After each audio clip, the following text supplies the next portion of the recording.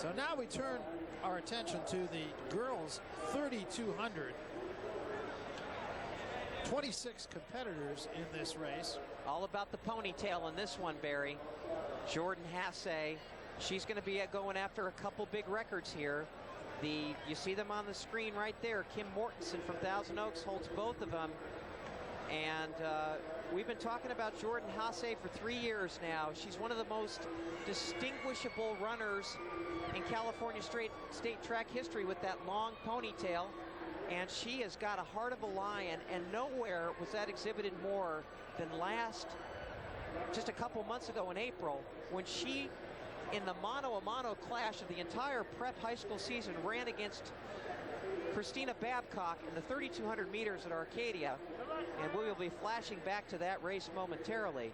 But boy, was that a terrific race. And here is another very outstanding runner who would be somebody that people would be talking about in any normal year. And I'll let you pronounce the last name, Barry. How about Chetelat? Chetelat. Will you take that? Yeah, made our world cross country team along with Jordan Hasay. False start in the 3,200. Well, maybe we get a chance to get back to the flashback from the Arcadia Invitational, which was just a dream race. You had a fresh Babcock, you had a fresh Hasay, and this is where you find out who has the heart of a lion out here. And Jordan Hasay on the left, Christina Babcock on the right. One's tall, one's short, one's got blonde hair, one's got brown hair, and they went back and forth the entire race. Babcock, who has more speed, Hasay, who has more strength, and yet it was Hasay who ended up winning that race in a kick finish, with Chetelat taking third. And as I say, in any other normal year, Chetelat would be one who we're talking about. And it'll be very interesting, because I think it would be curious to see if Chetelat will go with Hasay. Hopefully the wind dies down and we may have ourselves a second distance national record in this meet. So right now the pack very bunched, as we expect it will be for a good portion of this race. And immediately going to the front is Jordan Hasay. So Hasay will lead them through the backside. And Barry, she's going after her third consecutive state title. She won the World Junior Cross Country Qualifier, which German Fernandez also did. And I bring that up because that is a really, really difficult event to win. It's a meeting ground for everybody in the distances, and it also includes college freshmen. And yet both Jordan and German won that race. Two Californians, two high schoolers. It shows you, to my way of thinking, just how strong the state is in the long distance races. And 73.7 for the first lap for Hasay. Alexandra Dunn running in second place right now. Molly Graybill, a freshman out of Rancho Bernardo, is there in third place. Megan Marvin out of Clovis running fourth.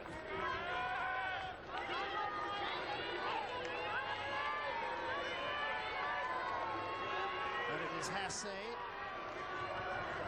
leading Alexandra Dunn.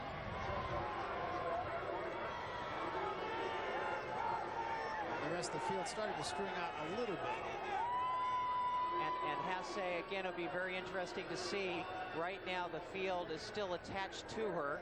Now, that first lap, 73.7, so she's right on 9:48, 9:50 pace. So it's probably a little bit slower unless she plans on negative splitting in this contest. She, of course, the pride of San Luis Obispo.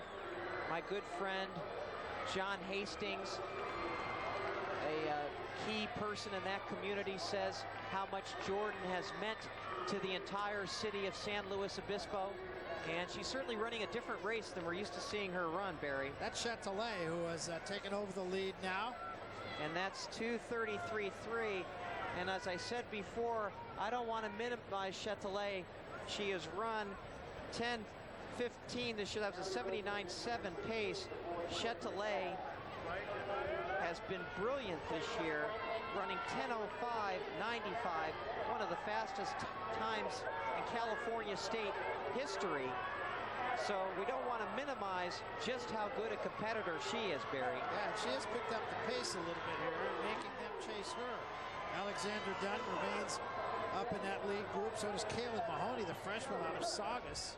That's her in the all black.